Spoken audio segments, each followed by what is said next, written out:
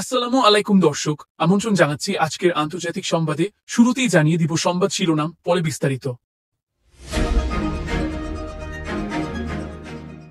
দর্শক জানিয়ে দিব আজকের আপডেট খবর। ফের পারমাণবিক হামলার হুমকি রাশিয়ার।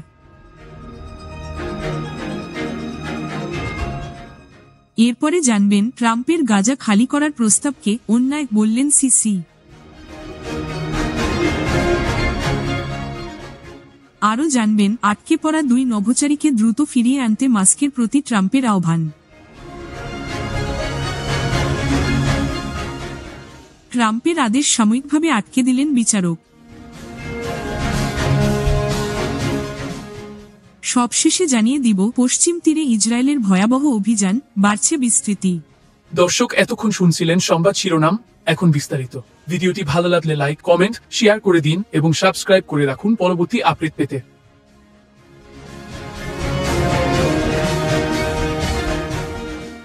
রাশিয়ার পক্ষ থেকে ফের পারমাণবিক হামলার হুমকি এলো। বুধবার 29 জানুয়ারি দেশটির পার্লামেন্টের স্পিকার পারমাণবিক যুদ্ধের সম্ভাবনা নিয়ে কড়া ভাষায় সতর্ক বার্তা দিয়েছেন। খবর আনাদোলু এজেন্সির। রাশিয়ার পার্লামেন্ট বা স্টেট ডুমার স্পিকার ভিয়াচেস্লাভ ভলোদিন বুধবার শত্রুদের সতর্ক করে বলেছেন, প্রেসিডেন্ট ভ্লাদিমির পুতিনের ওপর হামলার যে কোনো প্রচেষ্টা, এমনকি এ নিয়ে আলোচনাও সরাসরি পারমাণবিক যুদ্ধের পথ তৈরি করতে পারে। এই আশঙ্কা একটি গুরুতর বৈশ্বিক নিরাপত্তা হুমকি। মার্কিন সাংবাদিক টাকার কার্লসনের দাবি উদ্ধৃত করে ভলোদিন বলেন, বাইডেন প্রশাসন পুতিনকে হত্যার পরিকল্পনা করেছিল। এ নিয়ে সাংবাদিক বক্তব্য দেওয়ার পরও ওয়াশিংটন তার অবস্থান স্পষ্ট করতে ব্যর্থ এবং নীরব। এতে ষড়যন্ত্রের অভিযোগ করে ভলোদিন বলেন, একদিন কেটে গেছে, সবাই চুপ করে আছে। বাইডেন বা ব্লিংকেন কেউই যা বলা হয়েছিল তা অস্বীকার করেননি। তিনি টেলিগ্রামে লিখেছেন, কথিত ষড়যন্ত্রটি অপরাধ এবং বিশ্ব নিরাপত্তার জন্য মারাত্মক বিপদ। বিষয়টি উড়িয়ে দেওয়ার মতো নয় জানিয়ে তিনি আন্তর্জাতিক তদন্তের আহ্বান জানান। এই নেতা বলেন, এই অভিযোগের বিষয়ে আন্তর্জাতিক প্রতিষ্ঠানের তদন্ত করা উচিত। আমাদের অবশ্যই বুঝতে হবে যে আমরা চ্যালেঞ্জ এবং বিপদের মুখোমুখি হচ্ছি। এর অর্থ হল আমাদের অবশ্যই আমাদের দায়িত্ব অনুভব করতে হবে। রাশিয়ার পক্ষ থেকে পারমাণবিক হামলার হুমকি নতুন নয়। এর আগেও দেশটির বিভিন্ন কর্মকর্তা ভয়ঙ্কর যুদ্ধের হুমকি দিয়েছেন। গত বছরের শেষ দিকে চলমান রাশিয়া ইউক্রেন যুদ্ধে রুশ বাহিনীকে পরমাণু অস্ত্র ব্যবহারের অনুমতি দিয়ে রাখেন রাশিয়ার প্রেসিডেন্ট ভ্লাদিমির পুতিন। এই সংক্রান্ত একটি ডিক্রিতে স্বাক্ষর করেছেন তিনি। যুক্তরাষ্ট্রের প্রতি ইঙ্গিত করে ডিক্রিতে বলা হয়েছে, পারমাণবিক শক্তিধর কোনো দেশের সমর্থন নিয়ে রাশিয়ায় ক্ষেপণাস্ত্র হামলা চালানো হলে পাল্টা জবাবে পারমাণবিক অস্ত্র ব্যবহার করতে পারবে মস্কো। যেসব দেশের পরমাণু অস্ত্র নেই তাদের যদি তৃতীয় কোনো দেশ বা পক্ষ এ ধরনের বিধ্বংসী অস্ত্র প্রদান করে, সেক্ষেত্রে সেসব দেশের বিরুদ্ধে পরমাণু অস্ত্র ব্যবহার করতে পারবে রাশিয়া। তখন পুতিনের মুখপাত্র এবং রুশ প্রেসিডেন্টের কার্যালয় ক্রেমলিনের প্রেস সেক্রেটারি দিমিত্রি পেসকভ বলেছিলেন, রাশিয়া সবসময় পরমাণু অস্ত্র ব্যবহার করার বিপক্ষে। আমরা শুধু আমাদের নিরাপত্তা, সার্বভৌমত্ব এবং অখণ্ডতা রক্ষার জন্য এই সিদ্ধান্ত নিতে বাধ্য হয়েছি।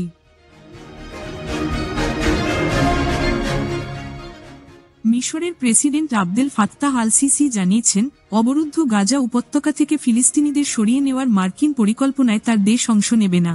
তিনি এই পরিকল্পনাকে অবিচারমূলক কাজ আখ্যা দিয়ে বলেছেন, এটি মিশরের জাতীয় নিরাপত্তার ওপর প্রভাব ফেলবে এবং কখনোই অনুমোদন পাবে না। যুক্তরাষ্ট্রের প্রেসিডেন্ট ডোনাল্ড ট্রাম্প সম্প্রতি মিশর ও জর্ডানের প্রতি গাজা থেকে ফিলিস্তিনিদের সরিয়ে নেওয়ার আহ্বান জানান। এর প্রতিক্রিয়ায় সিসি প্রথমবারের মতো প্রকাশ্যে বলেন, মিশর এই পরিকল্পনায় অংশ নেবে না এবং দ্বিরাষ্ট্রীয় সমাধানের ভিত্তিতে ফিলিস্তিন ইসরায়েল শান্তি চুক্তির জন্য কাজ করবে। সিসি আরও বলেন, ফিলিস্তিনি জনগণের নির্বাসন এমন এক ধরনের অন্যায় কাজ যা মিশর সমর্থন করতে পারে না। তিনি মনে করেন, ফিলিস্তিনিদের স্থানচ্যুতি মেনে নিলে মিশরের জনগণ রাস্তায় নেমে প্রতিবাদ করবে, কারণ এটি ন্যায়বিচারের পরিপন্থী। ফিলিস্তিনিরা দীর্ঘদিন ধরে স্বাধীন রাষ্ট্র প্রতিষ্ঠার জন্য লড়াই করে আসছেন এবং গাজাকে তাদের ভবিষ্যৎ রাষ্ট্রের অংশ হিসেবে দেখেন। তারা গাজা থেকে বাসিন্দাদের সরিয়ে নেওয়ার যেকোনো পরিকল্পনা প্রত্যাখ্যান করেছে। ইসরায়েলের হামলায় গৃহহীন হওয়া লাখো ফিলিস্তিনি ইতোমধ্যে প্রতিবেশী জর্ডান ও মিশরে আশ্রয় নিয়েছে। দুই দেশের পররাষ্ট্র মন্ত্রণালয়ও স্পষ্টভাবে ট্রাম্পের প্রস্তাব প্রত্যাখ্যান করেছে, যা তাদের জাতীয় স্বার্থের পরিপন্থী বলে জানিয়েছে। ট্রাম্প ঘোষণা করেছিলেন তিনি মিশরের প্রেসিডেন্ট সিসির সঙ্গে এ বিষয়ে কথা বলবেন, তবে পরে মার্কিন পররাষ্ট্রমন্ত্রী মার্কো রুবিও মিশরের পররাষ্ট্রমন্ত্রীর সঙ্গে আলোচনা করেন। যদিও সেই আলোচনায় ট্রাম্পের প্রস্তাবের বিষয়ে কোনো আনুষ্ঠানিক আলোচনা হয়নি।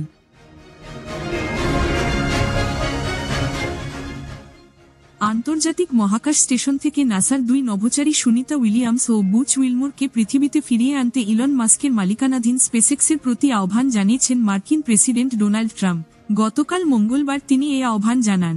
এরই মধ্যে আগামী মার্চে ওই দুজনকে স্পেসএক্সের মহাকাশযানে করে ফিরিয়ে আনার সময় নির্ধারণ করেছে নাসা। তবে গতকাল দিনের শুরুতে মাস্ক বলেছিলেন ট্রাম্প তাকে যত তাড়াতাড়ি সম্ভব 2 মহাকাশচারীকে ফিরিয়ে আনার আহ্বান জানিয়েছেন। মাস্ক বলেছেন, আমরা তা করব। ডোনাল্ড ট্রাম্প তার নিজের মালিকানাধীন সামাজিক যোগাযোগ মাধ্যম ট্রুথে লিখেছেন, আমি 2 সাহসী নভোচারীকে ফিরিয়ে আনতে ইলন মাস্ক ও স্পেসএক্সকে অনুরোধ করেছি, যাদের জো বাইডেন প্রশাসন কার্যত মহাকাশে ফেলে রেখে এসেছিল। ট্রাম্প আরও বলেন, তারা দুজন মহাকাশ স্টেশনে অনেক মাস ধরে অপেক্ষা করছেন, ফলে শিগগিরই তাদের ফিরিয়ে আনার প্রক্রিয়া শুরু করবেন। আশা করি সবাই নিরাপদে থাকবেন। শুভকামনা ইলন। বুচ ও সুনিতা গত বছরের 5 জুন বোয়িংয়ের মালিকানাধীন মহাকাশযান স্টারলাইনারে করে 8 দিনের পরীক্ষামূলক মিশনে আন্তর্জাতিক মহাকাশ স্টেশনের উদ্দেশ্যে রওনা দেন।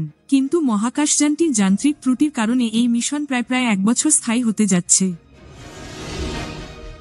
গত বছরের আগস্টে তৎকালীন মার্কিন প্রেসিডেন্ট জো বাইডেনের প্রশাসনের সময় ওই 2 নভোচারীকে পৃথিবীতে ফিরিয়ে আনার জন্য স্টারলাইনারকে খুব ঝুঁকিপূর্ণ বলে গণ্য করেছিল নাসা। ক্রু ড্রাগন মহাকাশযানে করে তাদের ফিরিয়ে আনার জন্য স্পেসএক্সের শরণাপন্ন হয়েছিল সংস্থাটি। ক্রু ড্রাগন মহাকাশযানটি ইতিমধ্যে মহাকাশ স্টেশনে রয়েছে। এটি বুচ ও সুনিতার জন্য 2টি খালি আসন নিয়ে নাসার ক্রু -9 নভোচারী রোটেশন মিশনে গত বছরের সেপ্টেম্বরে আন্তর্জাতিক মহাকাশ স্টেশনের উদ্দেশ্যে রওনা দেয়। নাসা গত বছরের ডিসেম্বরে বলেছিল, ক্রু -9 মহাকাশযানে করে চলতি বছরের ফেব্রুয়ারিতে নভোচারীদের ফিরিয়ে আনার সময় পিছিয়ে মার্চে নেওয়া হয়েছে। কারণ স্পেসএক্সের একটি নতুন ক্রু ড্রাগন ক্যাপসুলের প্রস্তুতি সম্পন্ন করতে আরও সময় লাগবে। এটি ক্রু 10 মিশনে ব্যবহার করা হবে। নাসা জানিয়েছে, বুচ, সুনিতা সহ আন্তর্জাতিক মহাকাশ স্টেশনে 7 জন নভোচারী রয়েছেন। তারা সুস্থ আছেন এবং স্টেশনে নিয়মিত বৈজ্ঞানিক গবেষণায় ব্যস্ত সময় পার করছেন।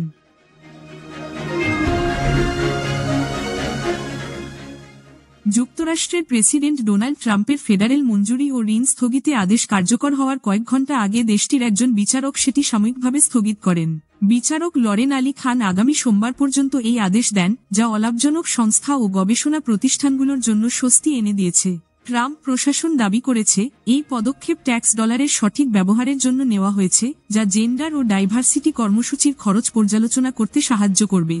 তবে সমালোচকরা বলছেন, এটি বিশৃঙ্খলা সৃষ্টি করেছে এবং অনেক সংস্থা জরুরি তহবিল হারানোর শঙ্কায় পড়েছে।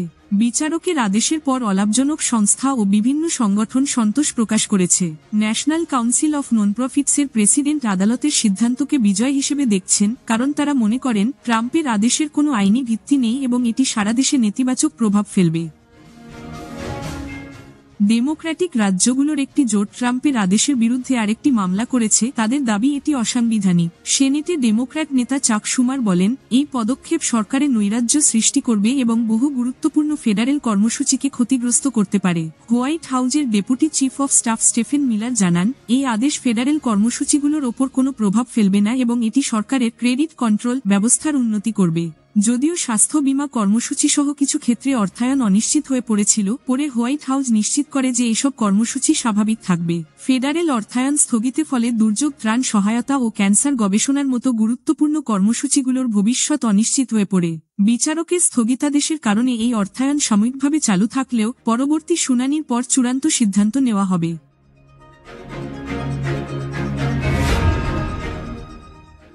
অধিকৃত পশ্চিম তীরে ইসরায়েল ভয়াবহ সামরিক অভিযান চালাচ্ছে।